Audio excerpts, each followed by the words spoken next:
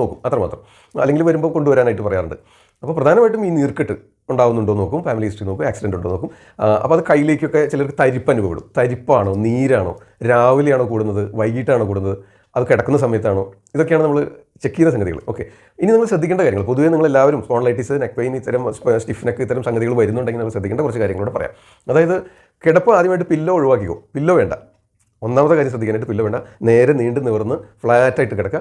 കൈകൾ ഇങ്ങനെ കോർത്ത് പിടിച്ചിട്ടുണ്ടല്ലോ, ഇങ്ങനെ കോർത്ത് പിടിക്കാൻ പറഞ്ഞു. ഇങ്ങനെ കോർത്ത് പിടിച്ചിട്ട് നമ്മുടെ തലയുടെ പുറകിൽ ഈ ഓക്സിപിറ്റൽ ലോബ് അതിലേക്ക് വെച്ചിട്ട് കൈ മലർന്ന് കിടക്കുക. കൈ ലോക്ക് ചെയ്ത് വെച്ച് അപ്പോൾ സ്ട്രെയിറ്റ് ആയിട്ട് കിടക്കുമ്പോൾ നെക്ക് മസിൽസിനൊക്കെ ഒരു റിലാക്സേഷൻ കിട്ടും, ചെറിയ സ്ട്രെച്ചിങ് കിട്ടും. ഒരു നമ്മുടെ നട്ടലിന് മൊത്തം ബോൺസിന് സ്ട്രെച്ചിങ് കിട്ടും. നമ്മൾ കൈ ഇങ്ങനെ വെച്ച് കിടന്നു കഴിഞ്ഞാൽ ഫ്ലാറ്റായിട്ട് കിടക്കുമ്പോൾ ആ സ്ട്രെച്ചിങ് കിട്ടും. അപ്പോൾ അതിനെ സഹായിക്കും. പില്ലോ ഉപയോഗിക്കരുതെന്ന് പറയും, തല കുളിക്കരുതെന്ന് പറയും, രാവിലെ എണ്ണ തേച്ച് കുളിച്ച് വെയിൽ കൊള്ളരുതെന്ന് പറയും, തലകുളി ഒഴിവാക്കാൻ പറയും, മാക്സിമം കുറയ്ക്കാൻ പറയും. ഓക്കെ, ഇത്തരം കാര്യങ്ങൾ പൊതുവെ നിർദ്ദേശിക്കാറുണ്ട്. അടുത്തതായിട്ട് പറയാറുള്ളത് തണുപ്പ് പാടില്ല. തണുത്ത സംഗതികൾ ചെന്ന് കഴിഞ്ഞാൽ, പ്രത്യേകിച്ച് കൂൾ ഡ്രിങ്ക്സ്, ഐസ്ക്രീം, തണുത്ത വെള്ളം, തണുത്ത